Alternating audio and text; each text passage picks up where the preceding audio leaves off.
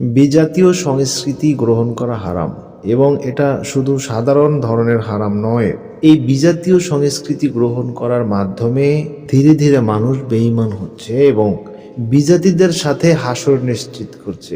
নবীজি সাল্লাল্লাহু আলাইহি সাল্লাম বলেন, মান তাশাব্বাহা বিকওমিন ফাহুয়া মিনহুম।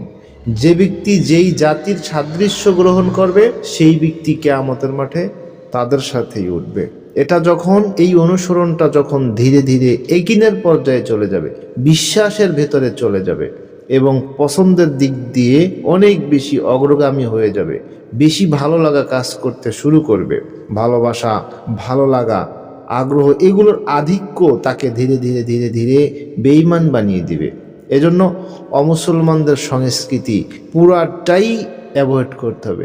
এক বিন্দুও যেন অমুসলমানদের সংস্কৃতি আমার ভেতরে, আমাদের ভেতরে, আমাদের সমাজের ভেতরে, আমাদের রাষ্ট্রের মধ্যে না ঢুকে সেদিকে সবচেয়ে বেশি সজাগ থাকতে হবে। জেনে রাখবেন, আমরা গোলাম বেঈমান অমুসলমানদের নয়, আমরা গোলাম একজন, আর তিনি হলেন আল্লাহ।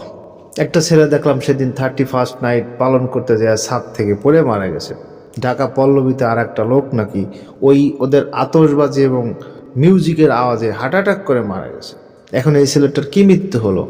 অমুসলমানদের সংস্কৃতি তার জীবন কেড়ে নিল, অমুসলমানদের সংস্কৃতির বানে তার অদূর ভবিষ্যতের, অনাগত ভবিষ্যতের সব স্বপ্ন ভেসে গেল।